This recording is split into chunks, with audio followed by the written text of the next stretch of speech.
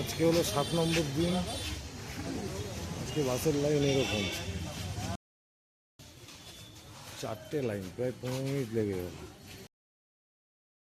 Actually আজকে ছিল আমার ফিরে যাওয়ার, কলকাতাতে যাওয়ার দিন। আমি সকালবেলায় আমার কাকাকে বলে দেবো ভেবেছিলাম, রাতে বলিনি কেন, কাকা যাতে ঘুমোতে কোনো চিন্তা না করে, ঘুমটা যাতে ঠিকঠাক হয়, তার জন্য আমি কাকাকে রাত্রে কিছু না জানাতে বললাম অজিতদাকে। সকালে উঠে চিন্তা করলাম যদি এন্ডোস্কপিটা আজকে হয়ে যায়, যেহেতু আমাদের এন্ডোস্কপির আগে অ্যাপয়েন্টমেন্ট হয়নি আগের দিন, কেননা কাউন্টার বন্ধ হয়ে গেছিলো, তাই আমি দেখলাম যে যদি এন্ডোস্কপি হয় তাহলে এখন জানানোর দরকার নেই, এন্ডোস্কপিটা হয়ে যাবে ভেতরে দিয়ে তারপরে আমি বেরিয়ে চলে আসবো। আমার বিকালে 4টে 4:30 ট্রেন, সুতরাং আমার অনেক টাইম হাতে ছিল। তাই আমি কাকাকে নিয়ে চলে গেলাম, গিয়ে চেষ্টা করলাম, কিন্তু যাই হোক হয়নি। খুব রিকোয়েস্ট করে পরের দিনের অ্যাপয়েন্টমেন্ট করতে পেরেছিলাম। তা কাকাকে তারপরে আমি, কাকা তখন আমাকে বলছিল যদিও যে তুই কালকে এটা আমার এন্ডোস্কপিটা করে তারপরে তুই ফ্লাইটে চলে যা। কিন্তু আমি বললাম তখন যে কাকা অ্যাকচুয়ালি আমার তার টিকিট কনফার্ম হয়ে গেছে। বলছে হয়ে গেছে? আমি বললাম হ্যাঁ, অ্যাকচুয়ালি তোমাকে আমি বলিনি, কেননা তোমার যদি এন্ডোস্কপি হয় তুমি টেনশন করবা। রাতেও বলিনি এই কারণে যে রাতে ঘুম তোমার ব্যাঘাত হবে, ভেবেছিলাম সকালে বলবো, কিন্তু তারপরে এন্ডোস্কপির জন্য তোমাকে সকালেও বলিনি। তা যাই হোক, আমি চলে গেলে তোমার অসুবিধা হবে না, তুমি তো একবার এন্ডোস্কপি করেওছো। তা আমি লাস্টে, কাকার একটু খারাপও লাগছিলো আমারও, কিন্তু কাকাও একটু মনটা খারাপ লাগছিলো দেখে আমার। লাস্টে কাকাকে আমি ওখান থেকে টাটা করে আমি ওখান থেকে বেরিয়ে চলে এলাম new bus stand. Bus stand থেকে ডাইরেক্ট বাস ধরবো রেনিগুন্টা, সেই রেনিগুন্টায় ডাইরেক্ট বাস পেলাম না। লাস্টে ওখান থেকে বাস স্ট্যান্ডের থেকে বাস ধরে এলাম তিরুপতি স্টেশনে, কাটপাড়ি থেকে তিরুপতির ট্রেন, তিরুপতির থেকে আবার ট্রেন পাল্টে গেলাম তারপরে রেনিগুন্টা। সে আমার সারা দিনের বহুত জার্নি। আর তার মধ্যে তিরুপতিতে যে আমার একজন বাঙালি একটা হোটেল, দিলীপ দা, তার সাথে আমার পরিচয় ছিল, তাকে ফোন করে আমি তিরুপতিতে নেমে ফোন করলাম দুবার, সেও ফোন ধরলো না। এমন একটা হোটেলে খেলাম যে সেটা খাওয়া হলো না, শুধু চাল খেলাম। পয়সা নেই, পয়সা আমার 100 টাকার জায়গায় 200 টাকা নিত, কিন্তু খাবারটা ভালো দিত। আমি খাবারটা একদম খেতে পারলাম না। যাই হোক, কোনো রকম খেয়ে দিয়ে আমি ওখান থেকে চলে গেলাম, গিয়ে তারপর রেনিগুন্টা থেকে যথারীতি রাইট টাইমে ট্রেন এসে গেছিলো। আমি ওখান থেকে রাইট টাইমে ট্রেন ধরে বেরিয়ে চলে এসেছিলাম। আর কিছু সেরকম কিছু বলবার নেই। তবে কাকা এয়ারপোর্টের থেকে ট্রেনের থেকে প্লেনে যাওয়ার জন্য বলেছিল, যখন আমি বলেছিলাম যে ফালতু তুমি, আমার ট্রেনের টিকিট কনফার্ম হয়ে গেছে, তোমার ফালতু তুমি কেন প্লেনের টিকিট করতে যাবা, ভেবেছিলাম আজকেই হয়ে যাবে কিছু, কিন্তু আজকে হলো না। ডেট দিল কালকের, ভেবেছিলাম আজকে এন্ডোস্কপিটা করতে দিয়ে আমি বেরিয়ে যাব, কিন্তু ওরা কোনো মতে, আমি রিকোয়েস্ট করলাম, কালকেও হয়তো দিত না। যাই হোক, কালকে অন্তত দিয়েছে। ডাক্তার বলে দিয়েছিল যে শুক্রবারের মধ্যে যেন করে নেয়, নাহলে ওটা বুধবারের নেক্সট অ্যাপয়েন্টমেন্ট, রিপোর্টটা নাহলে আসবে না। কাটপাড়ি থেকে আমি সিএমসি থেকে বেরিয়ে যাচ্ছি। এই এখন বাস স্ট্যান্ড থেকে এই বাস ধরে যাব রেলওয়ে স্টেশন। এই বাদিকেই ঘড়ি ছিল, রুম ছিল। এই অটো করে এলাম নিউ বাস স্ট্যান্ডে, ভাবলাম এখান থেকে ডাইরেক্ট রেডিগুন্টার বাসই ধরে নেবো, আগে পৌঁছে যাব, কিন্তু দরকার নেই, কেননা দূরের রাস্তা। এখান থেকে তিরুপতি ট্রেনে গিয়ে আবার তিরুপতি থেকে বাস ধরে, ওতে পয়সাও খরচ হবে আর এতে ঝামেলাও বেশি। বাসের জার্নি একটু টাফ, কিন্তু তবু এটাই নিউ বাস স্ট্যান্ড।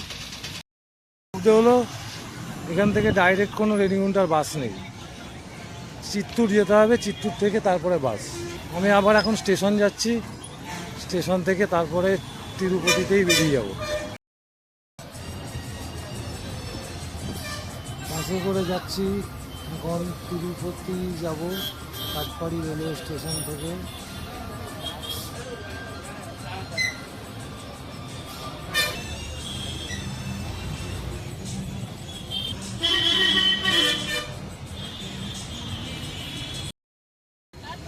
এই বাসে করে এলাম কাটপাড়ি রেলওয়ে স্টেশনের বাস স্টপেজ এটা, ওইদিকে গেলে কাটপাড়ি রেলওয়ে স্টেশন। 2, 3, 4, 5 যাওয়ার জন্য এই ব্রিজটা বলছে, জানি না আমার ট্রেন 6 দেবে, কোথা দিয়ে যেতে হবে। এই হলো টিকিট কাউন্টার, এখান থেকে এই ঢুকে ওইদিকে রিজার্ভেশন কাউন্টার। আগের দিন এসেছিলাম, এখন 10:51 বাজে, 11টায় আমার train. Parecendo Jaipur, Super Gari Sankhya ওই 1 নম্বর প্ল্যাটফর্ম মনে হয় এটা। ওখান থেকে এই ব্রিজ দিয়ে এসে আমার ট্রেন 5 নম্বর প্ল্যাটফর্মে দেবে দেখালো। 4-5 যাওয়ার এই রাস্তা।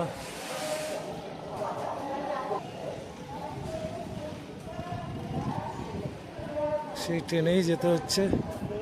ফালতু ফালতু আমাকে প্রথমে বাস স্ট্যান্ডে আসলাম কোনো হ্যাপা নেব না বলে, যে ডাইরেক্ট রেনিগুনটা বেরিয়ে যাবো, গিয়ে ওখানে দরকার পড়লে 2 ঘন্টা বা 3 ঘন্টাও যদি হয় ওখানেই বসবো।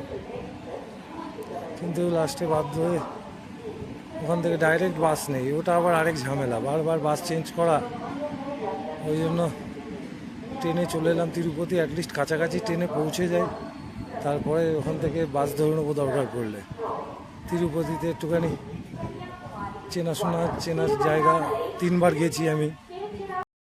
জংশনের এরকম অনেকবারই দেখেছি, অনেক ভিডিও করেছি, কিন্তু এইভাবে আসতে হবে ভাবতে পারিনি। আর এইভাবে এসে আবার এইভাবে ফিরেও যেতে হবে সেটাও ভাবতে পারিনি। ঢুকে গেছে এই ইন্টারসিটি ধরেই এখন তিরুপতি যাব। কাটপাড়ি জংশন থেকে বেরিয়ে যাচ্ছে। তিরুপতি থেকে যাওয়ার পথে কাটপাড়ি থেকে তিরুপতি যাওয়ার পথে ট্রেন ছেড়ে দিল।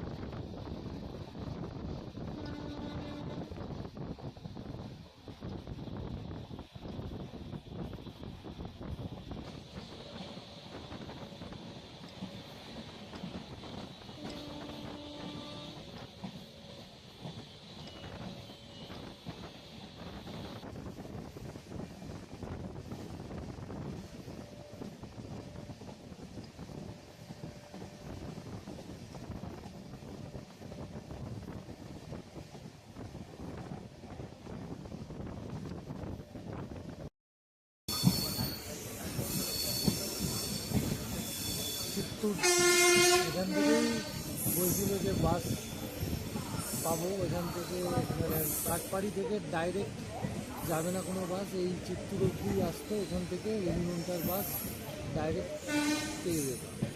কিন্তু আমি তো আর এলাম না, দেখলাম ট্রেনে করে যতটা পারি এগিয়ে যায়।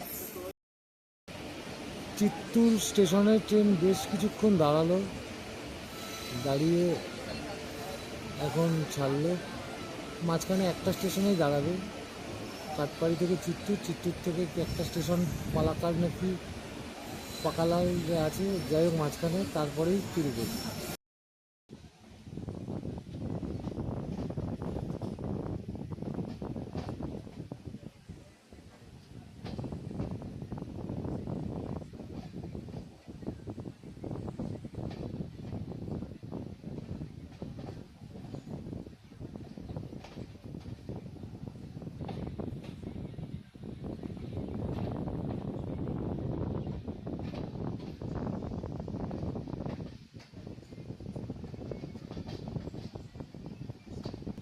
স্টেশনটার নাম যেটা বলছিলাম ওটা পাকালা স্টেশন।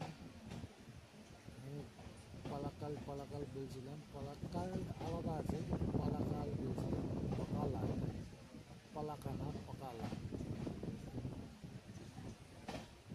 ঢুকছি প্ল্যাটফর্মে, প্রায় চলে এসেছি। পরের স্টপেজ হলো তিরুপতি।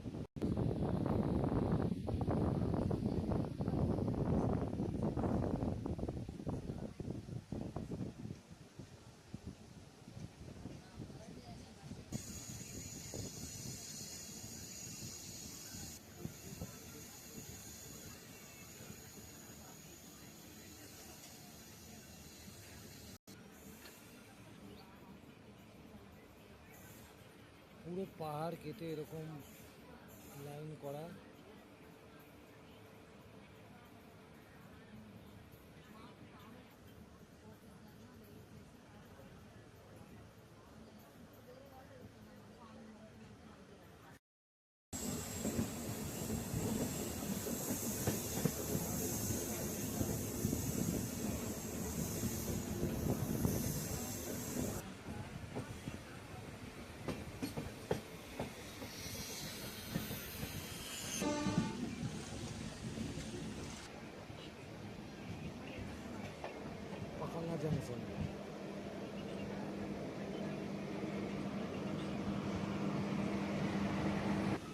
এতবার সাউথ ইন্ডিয়া এসেছি, কিছু না হলেও প্রায় গোটা 50 হতেও চললো মনে হয়, 40-এর ওপরে তো হবেই। কিন্তু আমি এই স্টেশনে কোনোদিন আমার নজরে পড়েও নি, আমি কোনোদিন নামিও নি, এই একদম প্রথম। আমি তো গেছি এর ওপর দিয়ে, কিন্তু স্টপেজ ছিল না। এটা যেহেতু ইন্টারসিটি, ওই জন্য হয়তো স্টপেজ আছে, কিন্তু স্টেশনটা বড়ই বেশ। পাকালা জংশন ছেড়ে যাচ্ছে নেক্সট, এবং এই ট্রেনের লাস্ট স্টপেজ তিরুপতি। এখান থেকে 40 কিলোমিটার, 40 মিনিট মতন সময় লাগবে ম্যাক্সিমাম।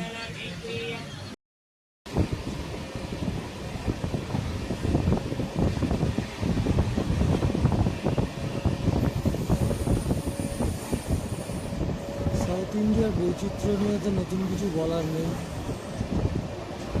নেচার এখানকার সত্যিই সুন্দর।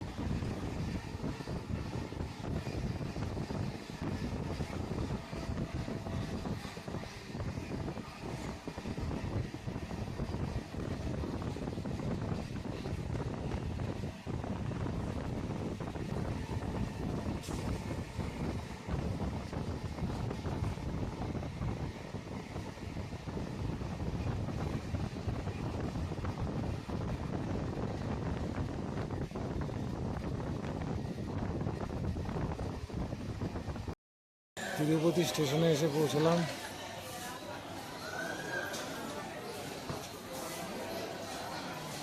লোকজন, সামনে ভিড়, এই সাইডেই টেম্পল যেতে হয় আমার। এই নিয়ে 4 নম্বর ভিজিট। তিরুপতিতে নেমেছি 3 বার আগে, এইবার আবার নামলাম 4 বার হলো।